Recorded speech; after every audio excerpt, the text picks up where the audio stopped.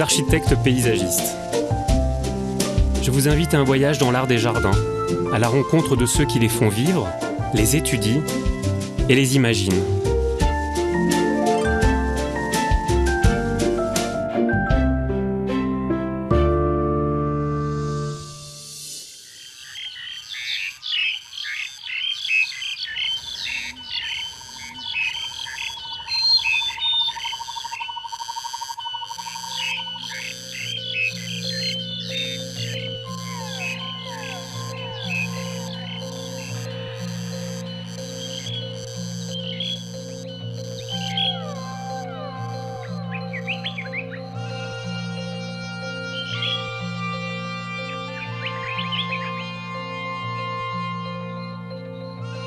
Le jardin botanique de Bogor, sur l'île de Java, est le plus ancien jardin botanique d'Indonésie. Il a été créé au début du XIXe siècle par les Hollandais qui contrôlaient alors l'archipel.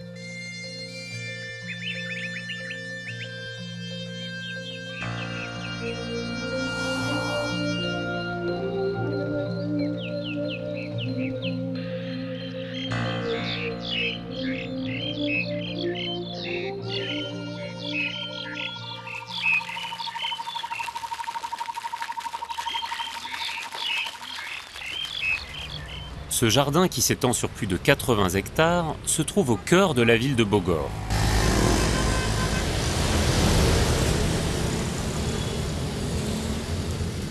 De nombreux commerçants accueillent les visiteurs car ce jardin botanique est également un parc public où les habitants de la capitale viennent se promener, loin de la chaleur étouffante de Jakarta.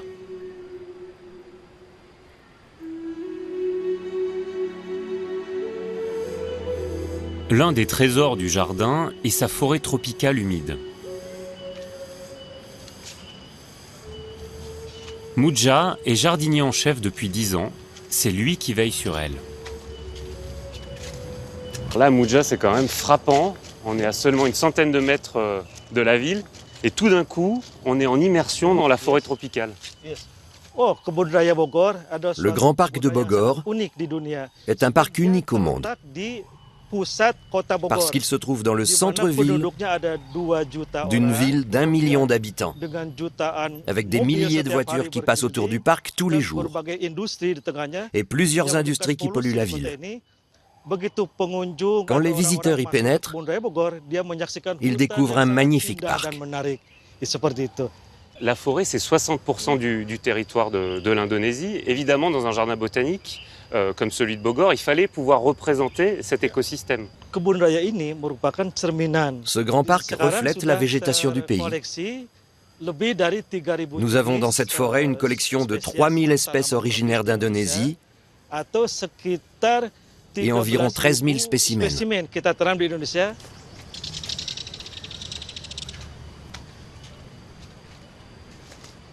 Alors, comment avez-vous fait pour reconstituer une forêt artificielle ? Nous avons créé une forêt reflétant la forêt originelle d'Indonésie, ou la forêt tropicale. Nous avons créé une ambiance semblable. On ne coupe pas, on ne taille pas les plantes, on n'intervient pas beaucoup ici. On les laisse vivre comme elles sont. Elles poussent comme dans la nature. Oui, comme dans la nature. Voilà, on peut voir l'exemple de la vraie forêt tropicale indonésienne. On peut la voir ici. Par exemple, voici le tapis forestier, avec un couvre-sol comme premier étage. Et puis il y a l'étage absorbeur qui capte le plus de lumière, c'est le deuxième étage. Puis il y a les grands arbres qui forment le troisième et quatrième étage. En général, c'est comme ça dans les forêts tropicales, en Indonésie. Donc là, il y a les plantes épiphytes. Des monsteras ? Oui, les monsteras. C'est comme dans la nature originelle. Il y a le rotin qui grimpe d'ici vers le haut. C'est ça le rotin, ça c'est un jeune plant qui est en train de chercher la lumière et qui attend de trouver son arbre pour pouvoir grimper. Donc le rotin, c'est une liane. Hein. Oui, c'est une liane. Voici les épines, très pointues. Elles peuvent s'agripper, se coller sur les troncs d'arbres, ce qui lui permet de pousser encore et encore vers le haut.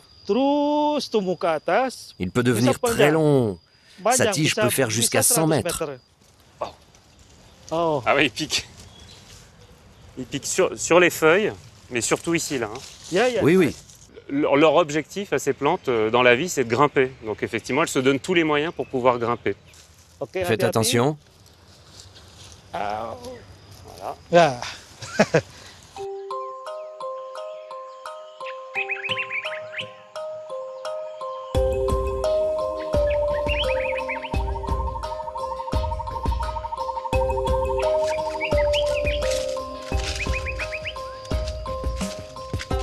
Le jardin botanique se situe dans une vallée creusée par la rivière Siliwung. Entièrement encerclé par la ville de Bogor, il accueille le palais présidentiel au nord dont les prairies jardinées sont fermées au public. Une forêt tropicale couvre la presque totalité de sa surface. Le jardin est découpé en parcelles et centres de recherche qui accueillent de nombreuses collections botaniques, comme le jardin des plantes médicinales ou les 3 pépinières, et la maison des orchidées.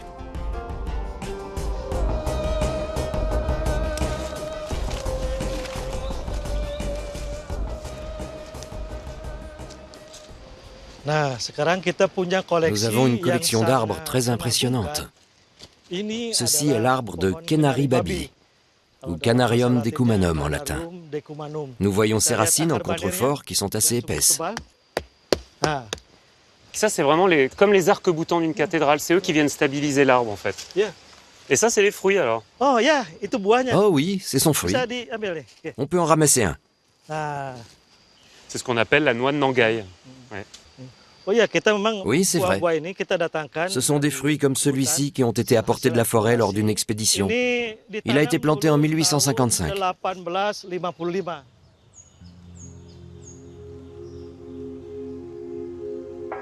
Le jardin botanique de Bogor a pour mission de recenser et de conserver le plus grand nombre d'espèces autochtones possible. Des équipes partent régulièrement en expédition aux 4 coins de l'archipel afin de rapporter des spécimens qui viendront compléter les collections. Il s'agit de préserver l'incroyable biodiversité des 17 000 îles du pays.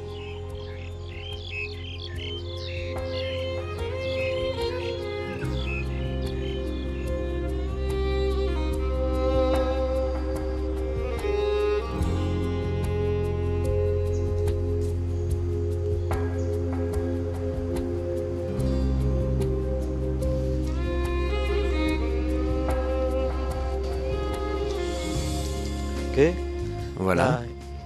C'est le résultat de notre dernière expédition sur les îles de Samosir et de Sumatra du Nord.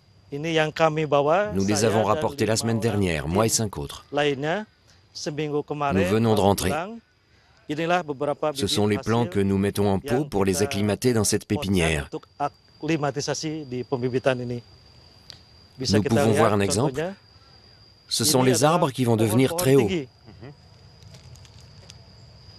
Plus tard, quand ils auront bien poussé, nous les transférerons à l'extérieur, nous les planterons dans le grand parc, mais seulement l'année prochaine.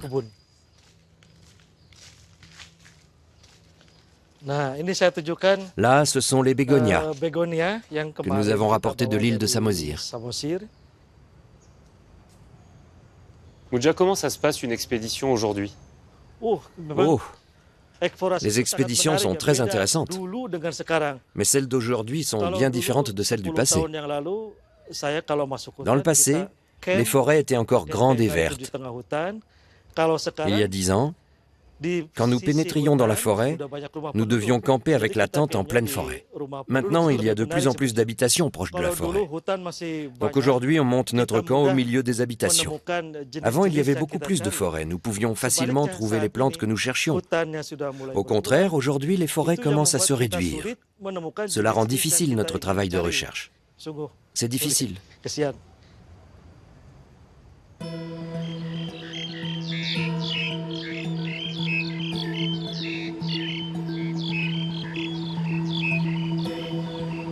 La mission de conservation des plantes est plus que jamais nécessaire pour protéger la biodiversité des zones les plus sauvages et reculées d'Indonésie.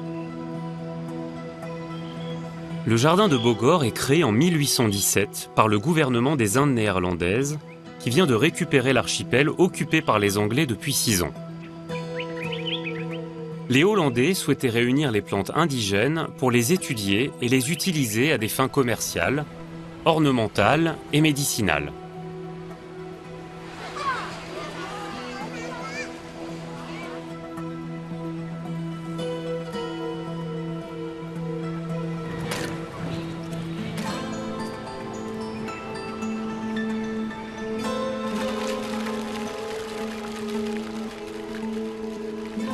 Bapak, historien, a étudié le jardin pendant 34 ans et a participé à de nombreuses expéditions en forêt tropicale.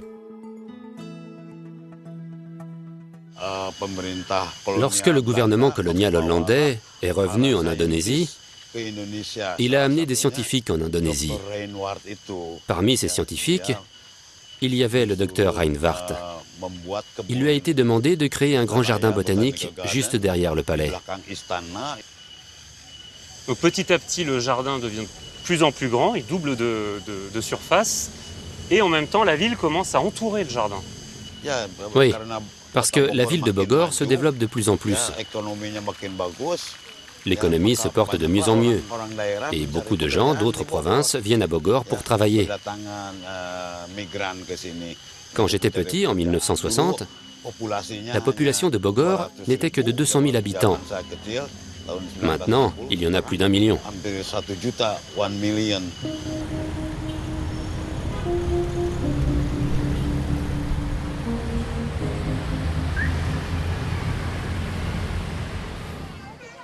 Mais le développement et l'émancipation économique de la ville de Bogor démarre quand même avec ce jardin.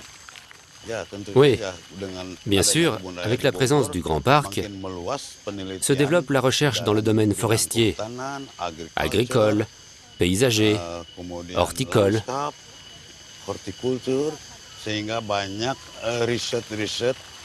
Donc, on fait beaucoup de recherches sur les plantes à valeur économique et industrielle. Il y a des plantes qui deviennent très populaires en Indonésie. Et sans doute le plus important, et qui est aujourd'hui devenu un produit d'exportation phare d'Indonésie, c'est le palmier à huile.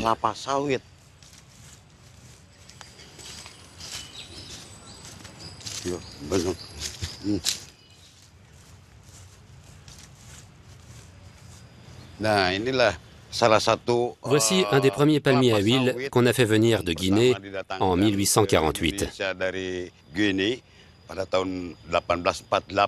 Il est cultivé de manière intensive sur les îles de Sumatra et de Bornéo.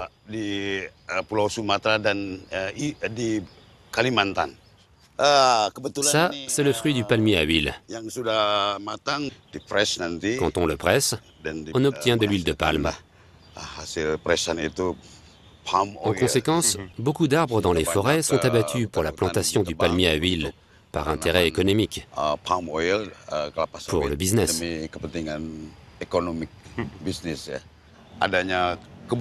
L'Indonésie a vraiment besoin de la présence d'un parc comme celui-ci.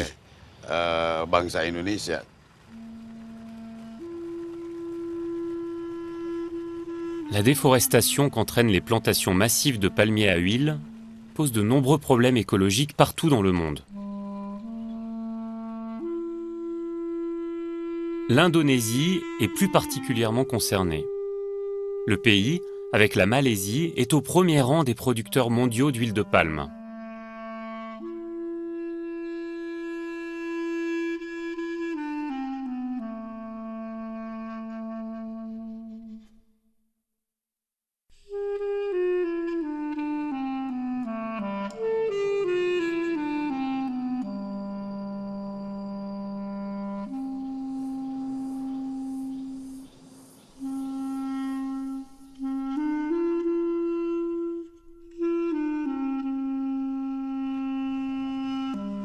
La collection d'orchidées constitue l'autre trésor de Bogor.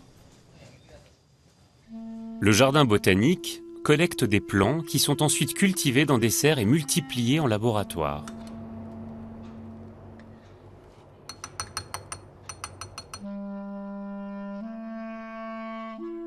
Eka Marta, responsable de la collection d'orchidées, travaille ici depuis 10 ans. Eka, les orchidées forment une très très grande famille de plantes, plus de 25 000 espèces. L'Indonésie, c'est un des pays sources des orchidées, de celles qu'on connaît. L'Indonésie est un pays qui possède une grande biodiversité, une flore très riche. On estime à environ 5000 le nombre d'espèces d'orchidées dans notre pays. Et ici, au Jardin botanique, nous avons une collection d'environ 500 espèces. Ça fait quand même du Jardin botanique de Bogor une des plus belles collections d'orchidées au monde. Lorsque nous collectons les orchidées dans les forêts, nous essayons de trouver de nouvelles espèces, environ 50 par an. Et nous espérons pouvoir en collectionner encore plus dans les années à venir. Donc là, vous avez besoin qu'elles fleurissent pour pouvoir les identifier. Oui, nous avons besoin des fleurs d'orchidées pour pouvoir les identifier, étant donné que beaucoup d'orchidées ont une structure similaire. Elles ont les mêmes feuilles, la même composition. Comme celle-ci. Nous avons seulement le nom du genre, Appendicula, mais nous n'avons toujours pas le nom de l'espèce. Nous devons donc attendre que cette orchidée fleurisse. C'est dans la fleur que l'on retrouve les caractéristiques principales de l'orchidée. Les fleurs d'orchidée, on va le regarder sur votre broche. Il y a toujours les deux pétales, les sépales, qui sont les trois autres qui ressemblent à des pétales mais qui n'en sont pas, et puis le labial, c'est-à-dire celui qui est sous le pistil. Oui, c'est vrai. Je vais vous montrer cette fleur d'orchidée. Son nom est Dendrobium bigibbum. Après la floraison, nous fertilisons la fleur comme ceci. Nous ajoutons le pollen dans l'ovaire de l'orchidée. Donc là, l'étape d'après, c'est le fruit. Et c'est à partir du fruit que vous allez pouvoir faire votre travail de propagation. Oui. Voici un bon exemple d'un fruit d'orchidée qui est presque mûr. Comme vous pouvez le voir, il devient jaune, comme ceci. Et là, tout ça, c'est les graines alors? Oui, ce sont les graines d'orchidée. On dirait du pollen. C'est petit, vous voyez? Ouais, ça part avec le vent. Oui. Sans problème. Oui, ça part avec le vent. Ouais, donc ça, c'est une bonne stratégie pour se disperser partout, en fait. Ouais.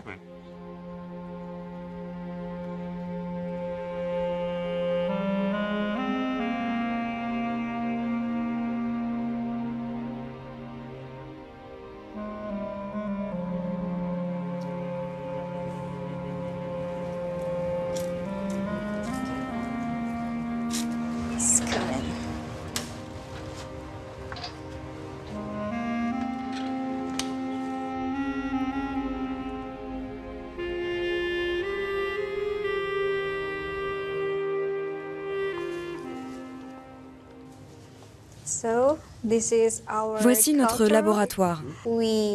C'est ici que nous poursuivons le développement des orchidées. Dans un premier temps, nous stérilisons le fruit dans de l'alcool, puis nous le passons dans une flamme environ 3 fois. Et après ça, nous coupons le fruit en deux et nous répartissons les graines dans un médium de culture. Je vous montre. La première étape. Voici les graines d'orchidée qui ont déjà germé. Elles sont devenues vertes. Donc là, chaque petit point vert, c'est une graine d'orchidée. Oui, cela s'appelle des protocormes. Après 3 à 6 mois, nous les transférons dans un nouveau support pour qu'elles germent plus, comme ceci. On commence à deviner des petites feuilles déjà. Oui. Ce médium contient de l'azote, du phosphore et des micronutriments. Nous ajoutons également des acides aminés et des vitamines.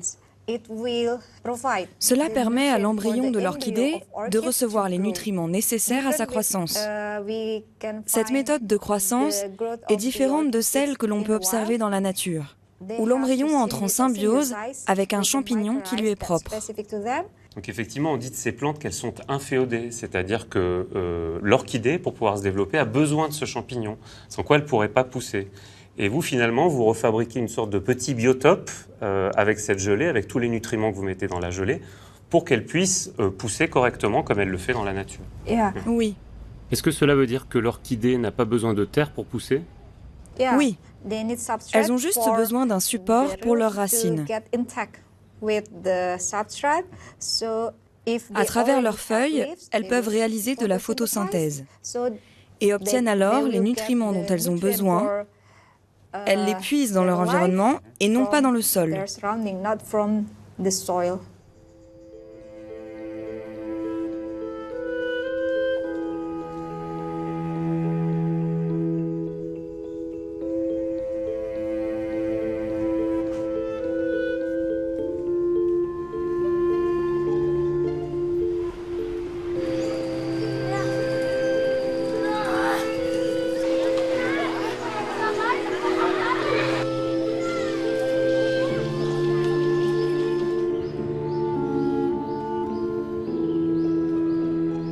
Une parcelle est réservée aux plantes médicinales. La thérapie par les plantes fait partie intégrante de la culture indonésienne. Elle est quotidiennement utilisée pour toutes sortes de maux. Aceh est jardinier et guérisseur. Il prend soin de ces plantes qui soignent.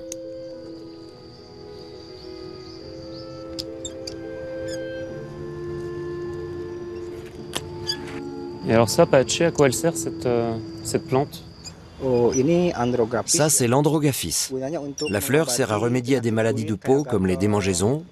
Et puis ces tiges sont utilisées pour laver le sang, pour le diabète et pour beaucoup d'autres maladies. Cette plante a beaucoup de vertus. Et alors l'aloe vera, tu l'utilises pour quoi? On l'utilise particulièrement en Indonésie, surtout pour que les cheveux soient abondants. On prend la chair comme ça.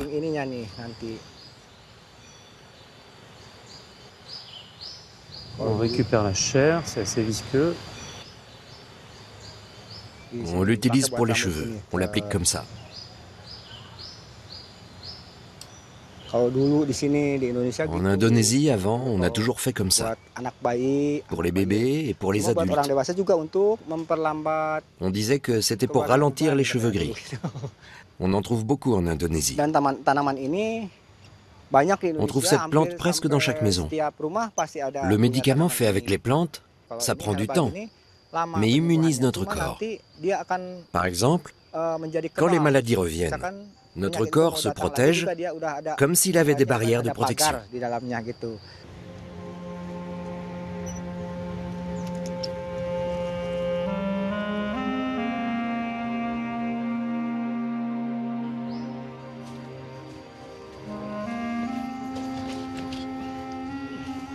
Ça, c'est de la clitoria. Alors la clitoria, c'est une plante qui ne pousse pas par chez nous, mais en revanche, on connaît sa famille, ce sont des fabacées, ou ce qu'on appelait auparavant des légumineuses, donc c'est la famille des pois, de l'acacia, du trèfle et de l'aves. Elle sert pour soulager les yeux. On prend un verre d'eau et on met 3 fleurs dedans. On laisse tremper environ un quart d'heure. La couleur de l'eau va changer. Elle va devenir mauve ou bleue. Quand l'eau a changé de couleur, c'est qu'on peut l'utiliser pour soigner les yeux. Donc en Indonésie, c'est comme ça. On peut l'appliquer sur les nouveau-nés, mais pour les adultes aussi. On fait juste tomber une goutte.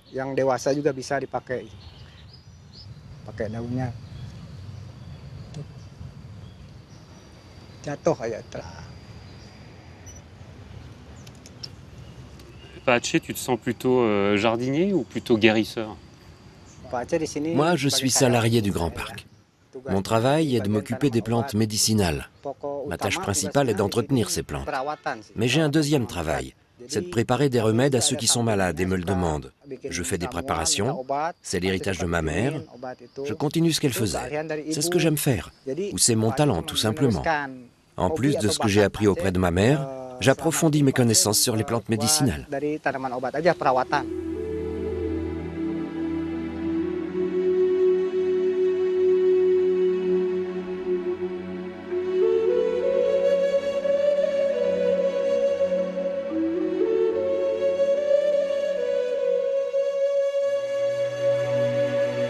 L'archipel indonésien s'étend sur des milliers de kilomètres entre l'Asie et l'Océanie.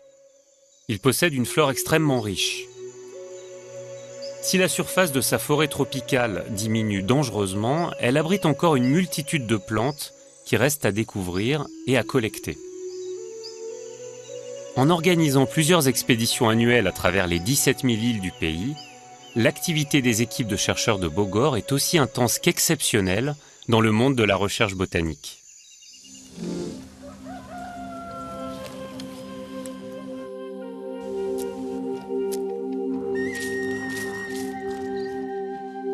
Rituel du matin à Tamanujung.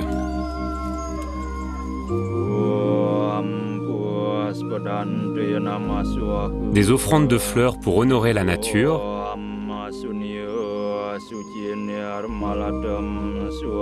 des invocations aux divinités hindoues pour la prospérité des lieux,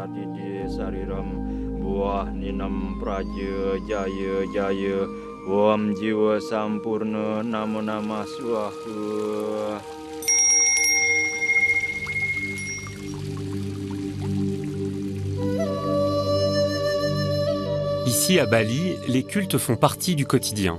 C'est la seule île de l'Indonésie à pratiquer l'hindouisme au sein d'un archipel musulman.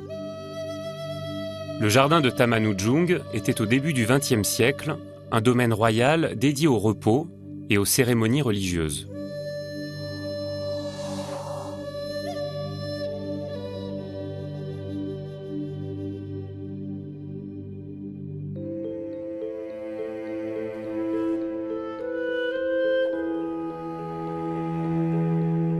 Les jardins flottants de Tamanujung sont l'œuvre du roi Anak Agung, dernier roi à gouverner la région de l'est de Bali. Il les fait construire entre 1912 et 1921. L'Indonésie est alors sous domination hollandaise, mais les rois des provinces continuent d'exercer un pouvoir local.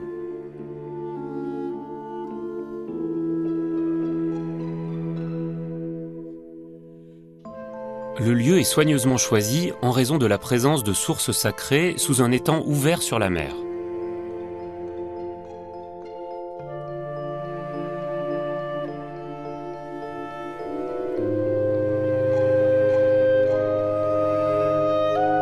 Made Vijaya est un paysagiste australien installé à Bali depuis 34 ans. Il me conduit vers l'ancienne porte d'entrée qui domine le décor de Tamanujung.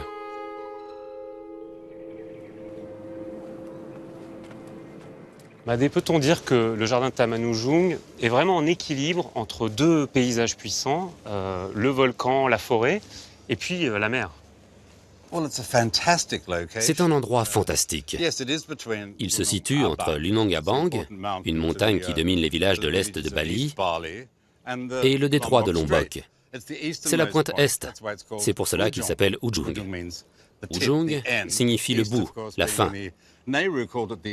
Le matin du monde, là où le soleil se lève sur le monde hindou.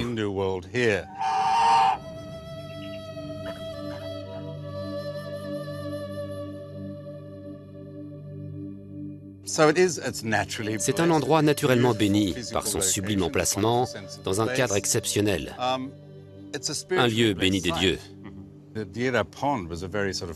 L'étang était un endroit puissant, un point magnétique, un emplacement considéré par les hindous comme parfait pour disperser les cendres des défunts vers la mer.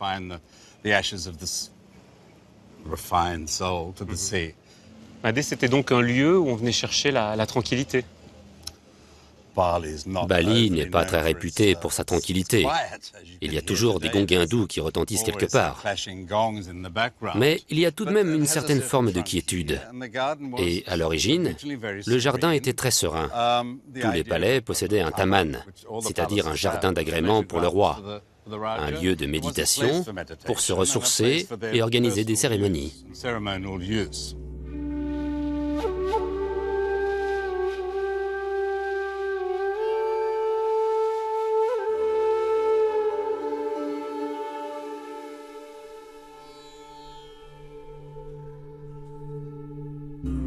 L'axe de la porte d'entrée historique et son escalier monumental traversent le jardin dans sa largeur et le découpent en 2 rectangles. 2 grands bassins accueillent des pavillons flottants, accessibles grâce aux passerelles piétonnes. Un pavillon de méditation surplombe l'ensemble.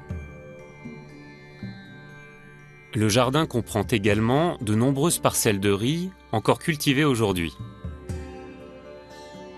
Madé, on est complètement familier avec la forme de ce jardin, avec le dessin de ce jardin. Finalement, c'est un jardin formel. Les jardins géométriques, on les connaît en Europe, en France, en Hollande, en Grande-Bretagne, en Allemagne. Ce jardin est un cadeau du gouvernement colonial hollandais au roi, fait par un architecte hollandais, Van den Ens, qui a travaillé en collaboration avec l'architecte chinois Lotto Hang, l'architecte attitré du roi. Ils ont commencé à jouer avec les codes des jardins européens. Mais beaucoup d'éléments appartiennent au style balinais.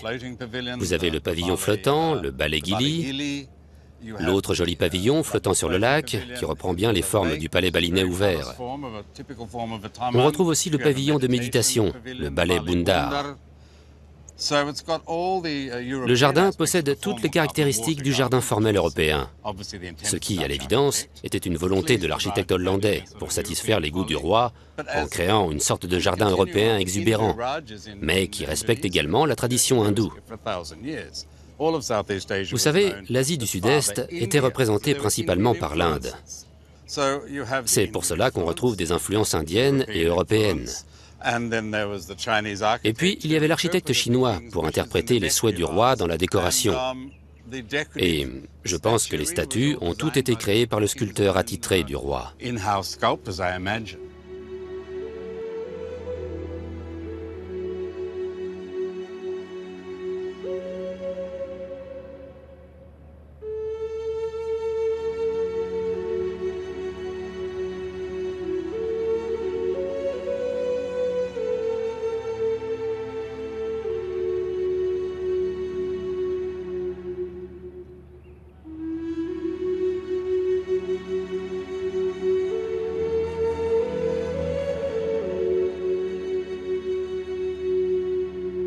Le palais Gili était la résidence de villégiature du roi et de sa famille.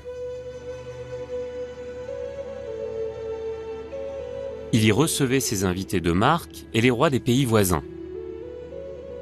Il y affirmait sa culture artistique et son pouvoir.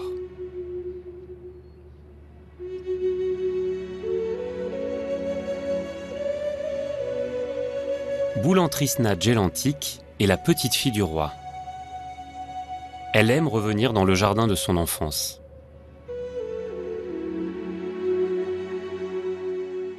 Bulan, avez-vous gardé des souvenirs de votre enfance à Tamanujung?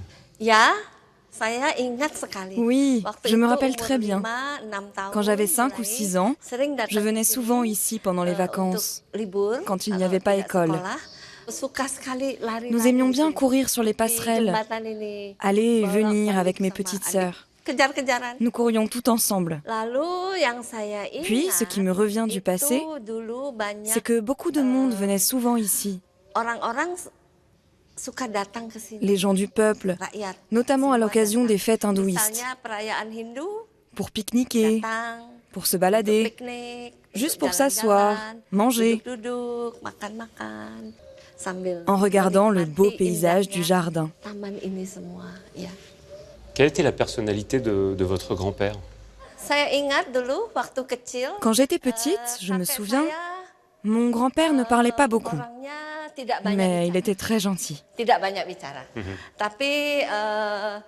Là, c'est mon grand-père. Il aimait marcher dans le jardin.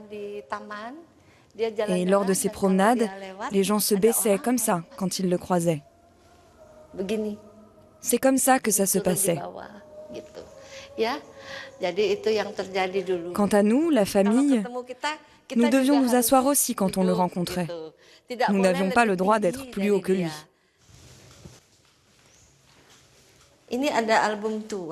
Ici, il y a un ancien album. J'aime bien collectionner les photos. Là, ce sont les débuts de la construction. C'est très ancien, environ en 1920. Par exemple, ici, c'est là qu'on courait. C'était en 1953. Là, c'est moi. Et là, c'est ma petite sœur. Et puis là, une très belle photo de la même époque. Elle date des années 50. Cette photo est la dernière image du jardin tel qu'il était à l'époque du roi Anak Agung.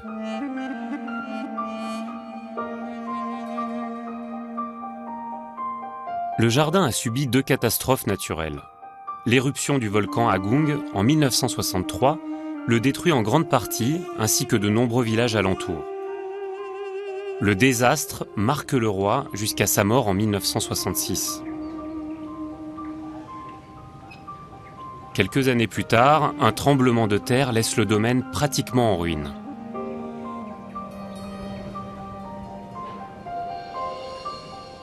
Il faut attendre les années 2000 pour que le gouvernement indonésien et la Banque mondiale prennent en charge la rénovation du domaine de Tamanujung dans le respect du style établi par le roi.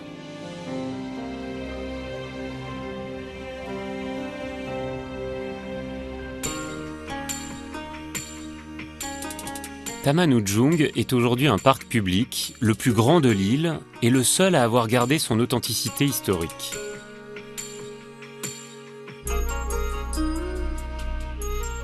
On vient toujours s'y ressourcer dans le calme et la nature. Et pour le temps d'un mariage, on peut même s'imaginer être un roi ou une reine.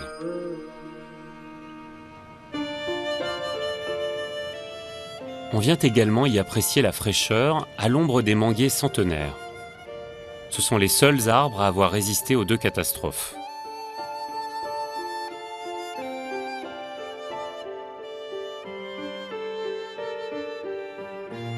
Bapak Nyoman est le chef jardinier de Tamanujung.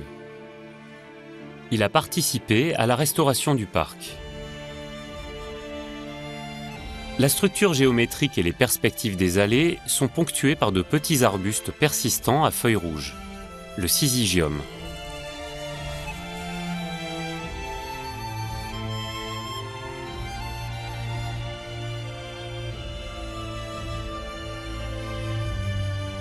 L'ensemble évoque les jardins européens et l'influence hollandaise.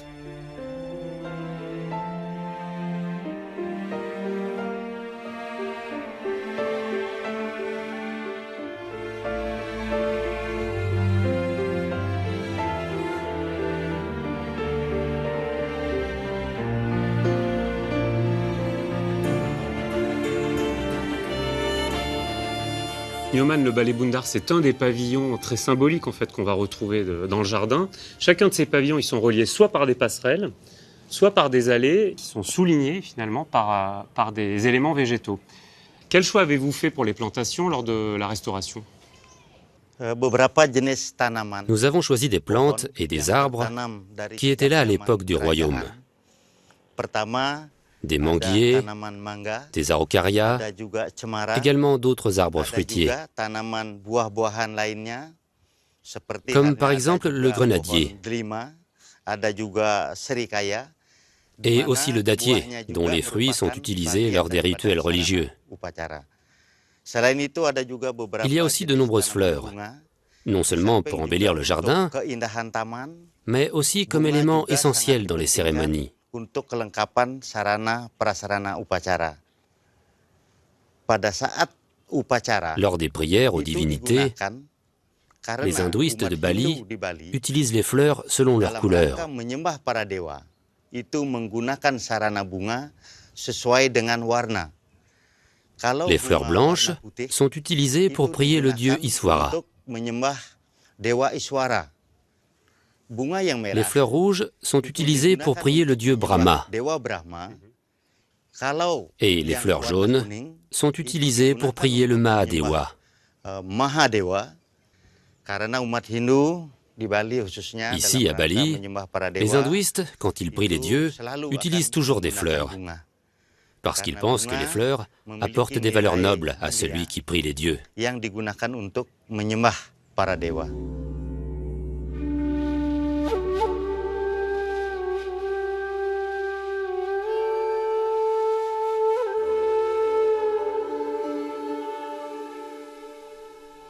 Les fleurs sont si précieuses à Bali que les agriculteurs ont pour coutume de leur dédier une parcelle au sein de leur rizière.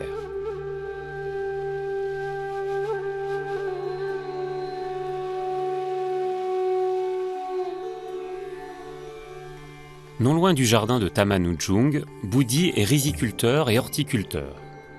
Quotidiennement, il cueille les fleurs de sa production pour les vendre sur le marché local. Pendant 3 jours seulement, les pétales sont au maximum de leur épanouissement.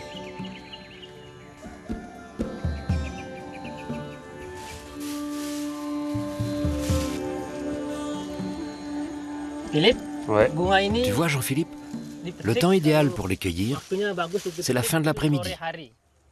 Le matin, il y a encore beaucoup de rosée, donc elles n'ont pas encore assez de grâce, alors que l'après-midi, elles sont bien sèches et c'est beaucoup mieux. Et Budi, quel type de fleurs vous cultivez ici?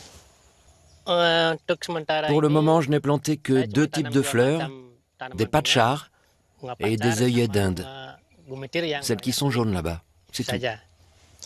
Alors ce que vous appelez, vous, les patchas, c'est ce que nous on appelle les balsamines, mais qu'on appelle aussi impatience. Ouais. Jung. Budi, celle-là elle est trop jeune, faut pas la prendre. Non, non, elle est encore petite. Trop jeune.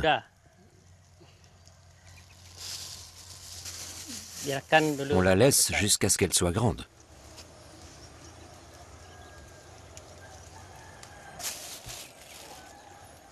Bon, bah là on en a un bon petit paquet déjà. C'est beau, hein? Il y a beaucoup de couleurs, n'est-ce pas? Alors là, Budi, toutes les petites fleurs qu'on vient de ramasser, elles vont partir directement à la vente. Oui. On cultive ces impatiences pendant toute l'année parce qu'on a besoin de beaucoup de fleurs à Bali. En particulier pour les hindouistes, parce qu'ils doivent faire des offrandes tous les jours, comme une forme de gratitude envers leur Dieu.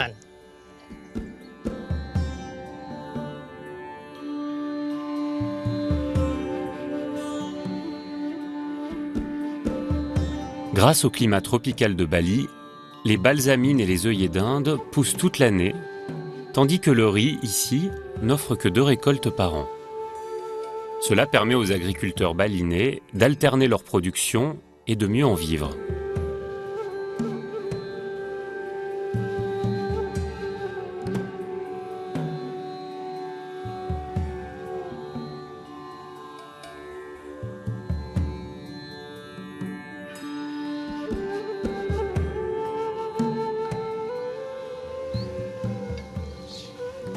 Les fleurs nécessaires au rituel dans le jardin de Tamanujung proviennent des rizières alentours, excepté les fleurs de frangipanier qui poussent en abondance dans les allées du jardin. Nous allons utiliser des fleurs pour notre prière. Nous prions le Dieu Tout-Puissant pour lui exprimer notre respect. Parce que, grâce à son pouvoir, nous sommes capables d'agir. Une fleur blanche, une autre, puis celle-ci, et encore celle-ci. On les réunit, et c'est comme ça que nous exprimons notre respect au Dieu.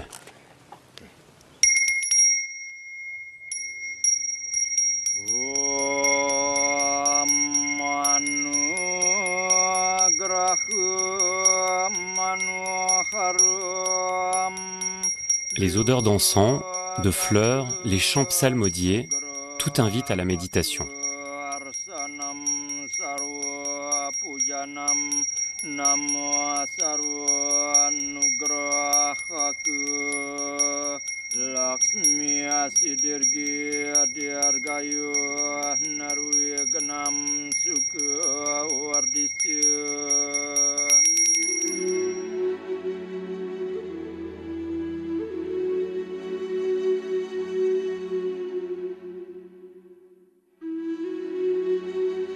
le roi méditait quotidiennement.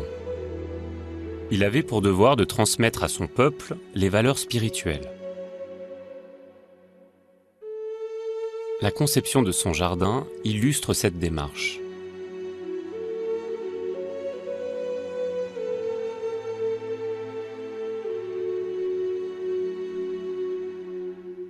Made Suarda est l'auteur d'un ouvrage qui propose une lecture symbolique de Tamanujung.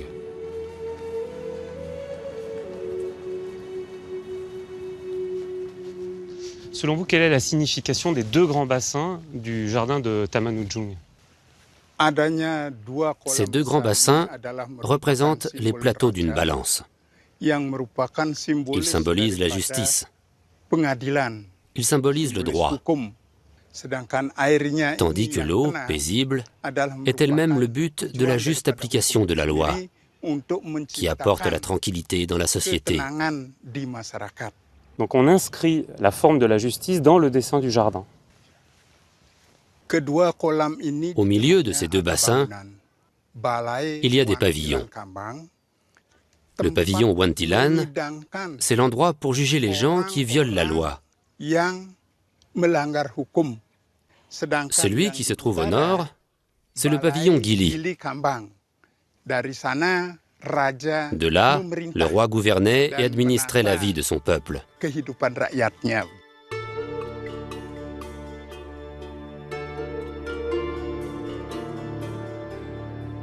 Dans l'esprit du roi, le pouvoir et la justice devaient s'équilibrer. Pour Made Suarda, les obstacles dans la vie des hommes sont représentés sur les arches de la passerelle qui mène au palais de la justice. La colère, l'avidité, la confusion de l'esprit, l'ivresse, la luxure et la jalousie.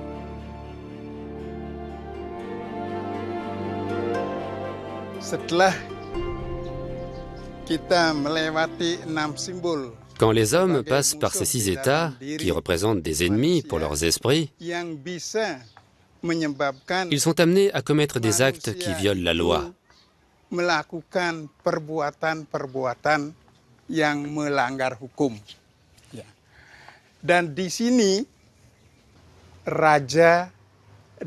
Et depuis cet endroit, le roi et les autres hauts fonctionnaires d'État jugeaient tous ceux qui avaient violé la loi. Ils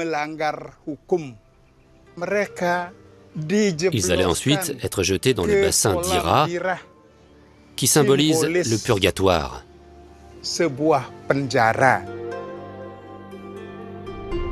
Les hors-la-loi étaient ainsi lavés de leurs péchés. Made, selon vous, en fait, le jardin de Tamanujung, c'est comme un tribunal à ciel ouvert.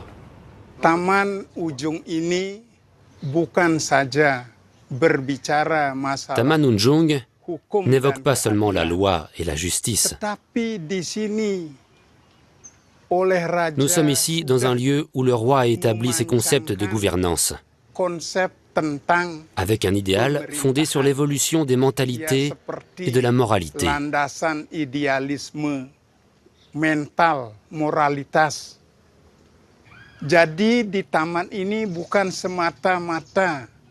Ce jardin n'est pas seulement un lieu pour gérer les affaires d'un tribunal. Le jardin veut inspirer tous les chefs de la région, afin d'amener le peuple et le pays vers la justice et la prospérité pour toujours.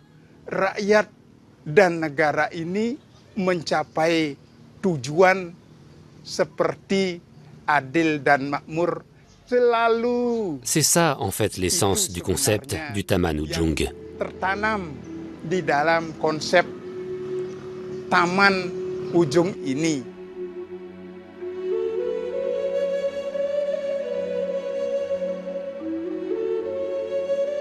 Le jardin de Tamanujung témoigne d'un monde qui n'est plus.